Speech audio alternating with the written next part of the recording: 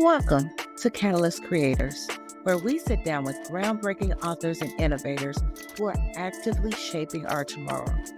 I'm your host, Kamilah Paden, and together we're bookmarking the future of innovation. Okay, thank you for joining us. I want to introduce or reintroduce our viewers to Jean Sparrow. She's an award-winning speaker, she's an author, she's a Fortune 100 consultant, and a 7-time Emmy winner. And that's why I said reintroduce, because of those of you like me from Chicago, we all know who Jean Sparrow is.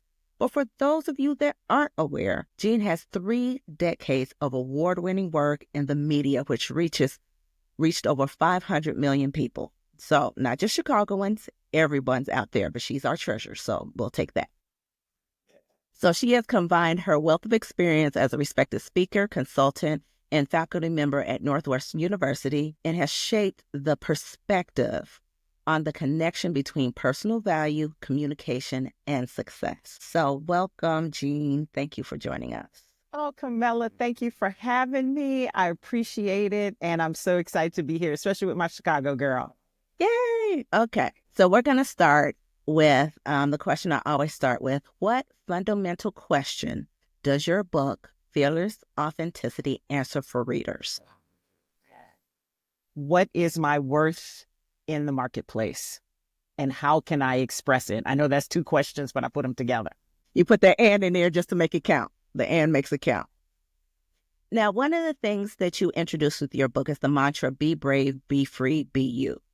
Can you share a pivotal moment in your career when you had to embody those principles? Every day, my goodness. I think, because here's the thing.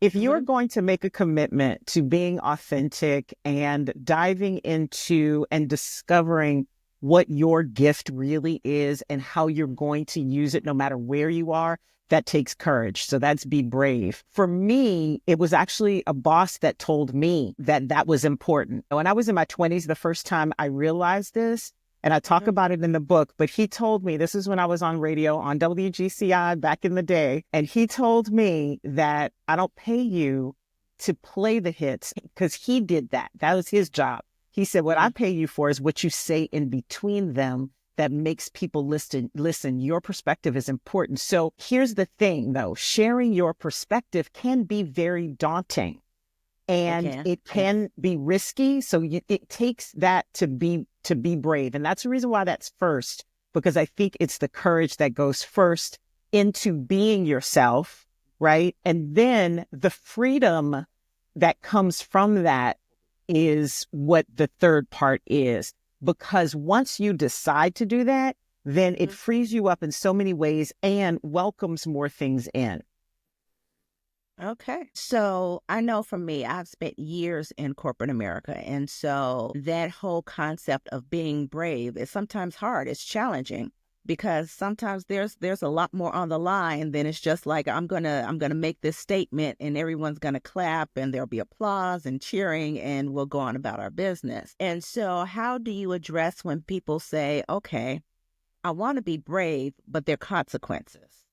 Absolutely. There are always consequences to everything we say. And there are 2 pieces to authenticity. And I want to be very clear about how I see authenticity, especially in the workplace and especially for people who are of color or other marginalized groups or at-risk groups in corporate spaces where they don't feel safe, right? Right. First of all, authenticity is not full disclosure. It is about using your particular perspective to inform your work. You don't have to inform everybody about where that comes from or what it is that makes it possible for you to have that perspective. Like, for instance, if your perspective is perhaps as a mother of a special needs child, you know that this particular product maybe that you're working on is not something that's friendly for that population. You don't have to disclose that you are a mother of a special needs child to be able to say, this isn't serving our customers. And here's how it might serve our customers better, even if you don't talk about where it comes from or what it's particularly for. So that's the first piece. The other piece is choosing your battles, choosing your moments, and deciding how it is you're going to talk about it. And that's a lot of what I talk about in the book, in taking you through how you make connections with other people, how you say things, because there are ways to say things that are not confrontational, that people can accept and hear it. There are times when it is better to say something and times when it's better to stay silent.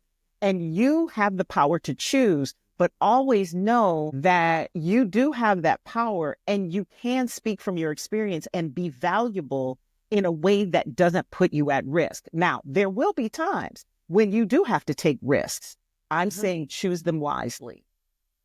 And so do you think that someone reading your book will be able to navigate that a little bit better because of the knowledge that you share in Fearless Authenticity. So let me say that Authenticity. again. Fearless authenticity ain't easy to say. I don't know why I picked it, but it is not easy to say, ma'am. I was saying I tripped over myself. Yeah, that's not quite rolling off the tongue, but it's so important how you show up in the organization in a way that does not silence your voice. So that's why I thought this was such a great book to focus on, because I've seen, how people sometimes shrink, and be less than their authentic selves in an effort to get along. And you know what? Here's what I'm going to say about that. There is no amount of shrinking you can do. There is no amount of dimming your light you can do that will ever make anybody who requires that of you happy, ever. Like, you could turn your light all the way off and they'll still find something. So that's the reason why I say be careful about when you decide it and what's at risk when you're doing it. Know what the landscape is that you are in.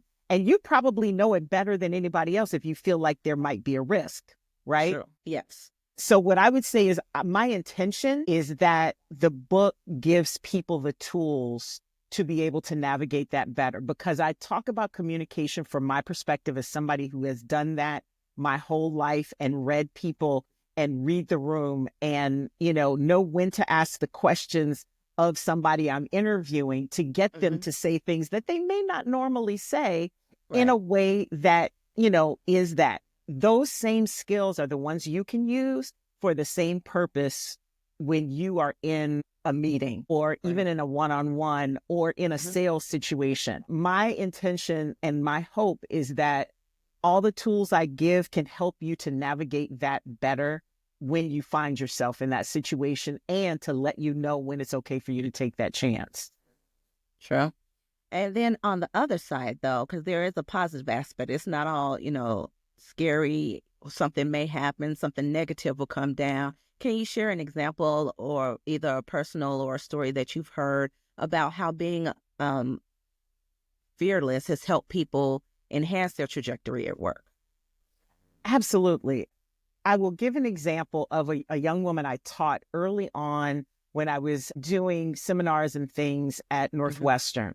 There was a young woman who had specifically enrolled, because I teach in a master program, and she had specifically enrolled because she was kind of hitting a ceiling at work, never getting, going up for promotions, ending up being one of the last two people. And that happened to her, I guess, one time. Right. And that hurts more than anything else. Hurts more. It's just like, that's close. Hard. You're right. So we ended up having a conversation because the capstone project that they had to do involved a personal statement that we videotaped, and it was a lot of different elements, but that was the part that I coached on. And so she came in, and I remembered her being very engaging in all of the other times that I had encountered her in the program. But this time she seemed really stilted. And I was just kind of like, this is when you're talking about yourself. I'm really surprised as to what's going on here. And it was myself and one of my colleagues were critiquing this video she had done, right?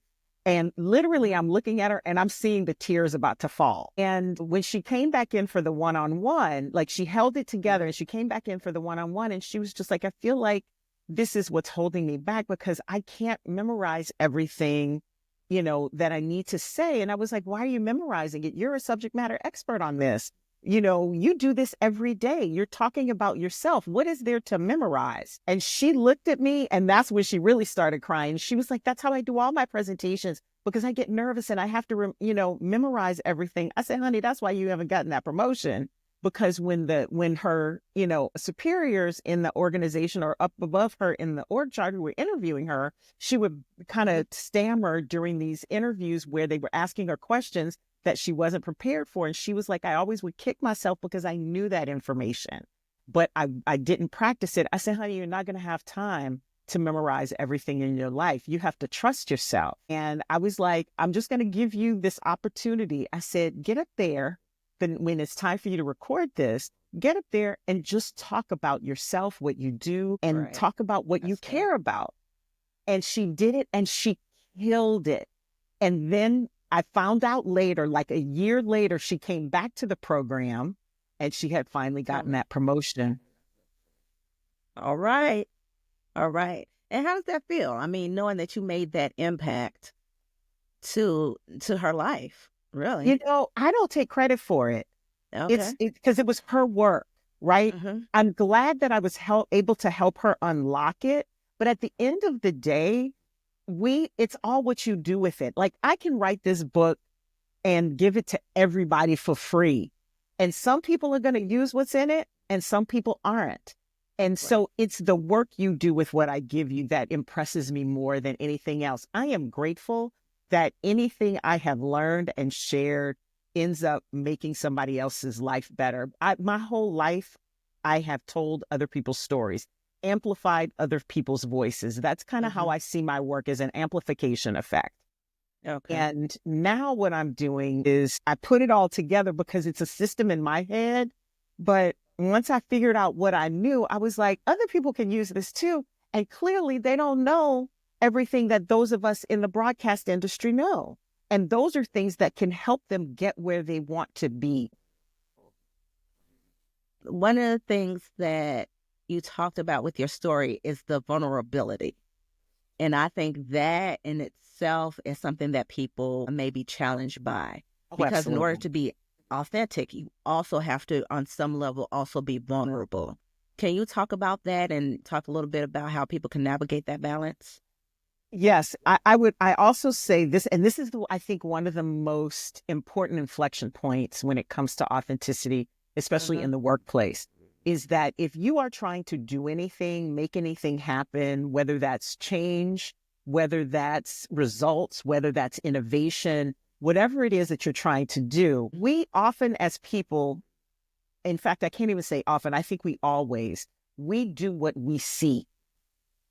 Yes. Right? So if as a leader, you can be vulnerable and say, I have made a mistake, this is how I'm going to correct it, I'm taking accountability for it, you are actually modeling behavior for the people who you work with. Now, I have to use a healthy dose of caution in this one. You have to make sure that you are in situations where it is not to your detriment to be vulnerable. I am not saying leave yourself open and bare for people who will use that against you. Because every place, there are those people. Absolutely. Exactly. Or people who will weaponize it. Now, there are ways to protect yourself from that. You can be vulnerable in certain ways that are not at a cost to you. Right? Yes. And for me, I recommend most people consider the situation they're in, the people they're with, and how they want things to possibly go. As my daddy always says, he always told me this, when everybody else is playing checkers, you need to be playing chess.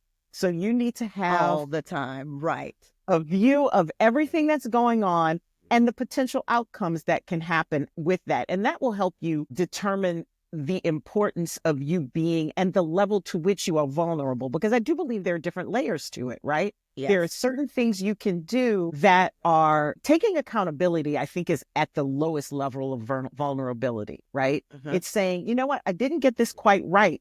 But if you're backing that up with, I've analyzed that and I know what went wrong, here's what I will do differently, and here's where we can expect to see the outcomes of that. That's a very different kind of vulnerability. And I think in leaders, it's especially important because it shows the people who report to you that they can do that with you. And that, I think, is really important in the team structures that we have, because too many people are not honest, direct, or because they're afraid of saying they were wrong about something. Nobody's right all the time. Absolutely not. But And so that fear definitely takes a toll. absolutely it does. Absolutely it Hence does. why you said fearless authenticity. Exactly. Now, I will say this.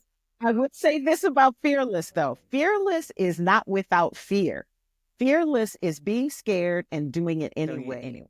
Yes, absolutely. No, I mean this is amazing. And one of the things about the book, it doesn't just start with after I went to grad school, these are all the things I learned. You've actually weaved in the stories of, growing up and how you've come from a holistic perspective to this point, which I thought is very important for people to Thank you. really get a good idea of how you got here. It didn't just start like 5 years ago, I had this epiphany. It was actually something that grew and evolved. And so as people are determining how they want to move forward, they sort of gives them that grace to say it doesn't have to happen tomorrow. It's No, more of an evolution. absolutely. And what I also hope happens is that Hmm. people look at their own whole story to see why they do the things they do. I had a really great conversation with a colleague of mine the other day who was saying when she read the first part of my book, she said it instantly took her back to her childhood and how she was treated when she made mistakes and why it was so hard for her to see how she could admit to mistakes and still be able to move forward with people. She was like, that was something that held me back. And another thing she said was that she never saw herself as competitive because as a young woman, she was encouraged to be, to lean into those quote unquote feminine characteristics that are Right. non-competitive. And I was like, competition looks different on a lot of levels. And I think any woman who will tell you women are competitive, honey. We just Well, competitive in every, a different way. Wait, no matter how every, feminine you are. every now and again, I try that with my friends. I was like, I'm not that competitive. And they look at me like I've lost my mind. So, I throw it out there and every now and again to see if it sticks. It never does. I'm just Of going to course be it honest. It doesn't. doesn't. It doesn't. Right. But I and know. those of It's us fine. of a certain generation and past generations were taught that it was wrong for us to be competitive, but you have to compete in the workplace. The question Right. is how it is that you're competing. Like for me, I only try to be better than what I was yesterday because I can't compete against somebody else. They have Hmm. different things that they bring to the table that I may be missing. So the only thing I can do is be better than I was yesterday. Yeah. And that is actually great. It's great timing because we're actually about to hit into the rapid fire questions. Okay. So when we're talking about, things that are specific to you, these are rapid fire author questions just about you aside from the book. Now, the first one is what fuels your writing session? Is it coffee? Is it tea? For me, it's Dr. Pepper or Dr. Pepper Zero now. I need a little hit of Dr. Pepper and it's all good. What fuels your writing sessions? At sleep. When I am well rested and hydrated, like literally moisturized and hydrated and well rested, that is when my creative juices flow. Okay. That's so What's one, boring. but hey, but it's honest. It's honest. It gives people look, you could go the other way. It doesn't have to be coffee, tea, and just sometimes it's just taking a break. And I mean, honestly, letting what's in my cranberry juices in my cup. So I'm doing good today. I'm doing good. I was just like, oh no, I did not crack open that Dr. Pepper today. What's one word you overuse that your editor always has to remove? Oh, that's a good one. I've only written one book, so I don't remember what word she had to take out a lot. I'll tell you this, it's actually punctuation. I use ellipses a lot and Okay. I use them incorrectly because the ellipses for me is a pause in my thought. And because I write the way I speak, I add in ellipses where I've taken a significant pause. So that was something that actually was a problem with my agent and all of my editors when I started writing. They were like, can you stop with With the ellipses? And even when I'm sure. texting, girl, when I'm doing voice to text, I'm like, dot, dot, dot. So you got your AI working on like we're just gonna put a little ellipses here and then work on from there. That's you got Committed, everyone going. Committed committed. to the ellipses. Okay. what's your non-negotiable writing ritual? What do you have to do? I know it's your first book, but I'm sure you've started to develop some type of ritual. So for me now, I want to be say this in full disclosure. I did work with a ghostwriter on this, but Okay. it was a unique situation. I basically produced my book the way I would produce a TV show or a radio show because that's how I like to work. So for me, I did write the first. I wrote the proposal, and I started the proposal and wrote the first couple of chapters on my own. And that's when I realized I needed to work in a team. And one of my old producers is my ghostwriter. And so for me, that's a non-negotiable, is having somebody to bounce ideas off of, because my creative process requires that. Now, editing, I do solo, and I have to have music and I have to have no interruptions. Like everything has to be off. The calendar has to be cleared. Nothing can be after that. So I got a lot of non-negotiables, actually. See, you started, you didn't even know, you didn't realize. You were like, no, calendar clear, none of this. Yeah, there's the list. Okay. Finish this sentence. Most people would be surprised to know that I ... Treasure my quiet time. Okay.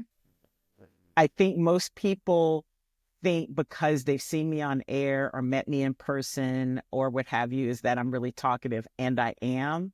But when I tell you I am judicious with the do not disturb and the ringer off, completely unplugged, I no longer am caring for anybody else in my life. I can do that, and I do it with abandon. I have to unplug from other people.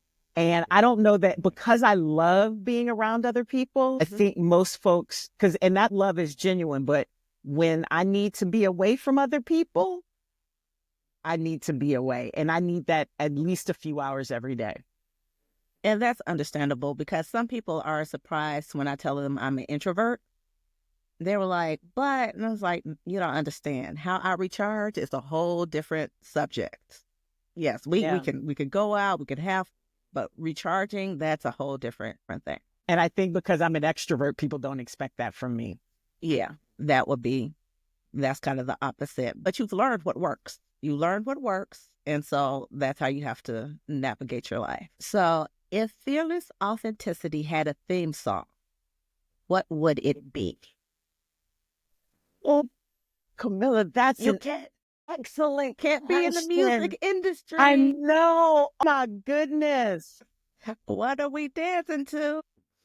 You know what we're dancing to today? There's a lot of songs that really got me going while I was doing this book. But this might be a little bit of a I'm gonna pick one for this one. Herb Alpert Rise. Okay. Herb Alpert Rise. And for two reasons. Because because of the theme of the song is about, rising and elevating, which I believe is what my book is about. Okay. And in it, at its essence, and because there are no words in it, and you can write whatever words you want to it. Look at you. You just took it to a whole... Okay. Because that's what I want people to do with my book. I want people to look at my book as a hanger that they're putting their own dress or suit or clothing on, as a kind of skeleton sketch that they're attaching things to, a Christmas tree that they are decorating. That's what I want people to do with my book, is use it the way that it works for them.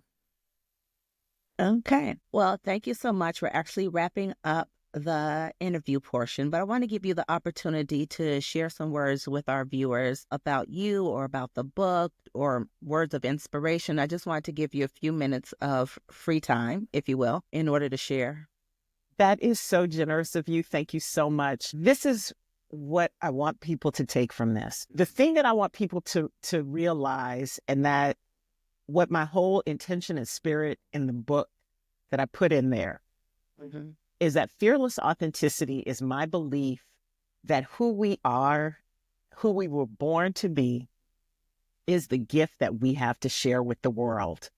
That the closer we are to the things that make us feel right, the more good we can put out into the world, and the more success we find, because we are tapping into the things that we are meant to do. And as we walk that path, the path will unfold for us. A lot of times people do what we think we're supposed to do, okay, instead of what we're supposed to do. And the world often tells us that we're not enough, or we believe that fear inside ourselves that we are not enough, that we don't belong. Every single human being I've ever met at some point in time has felt like they didn't belong or weren't enough. And I'm here to say that you are, even as imperfect as you may believe you are beautifully, wonderfully, powerfully made.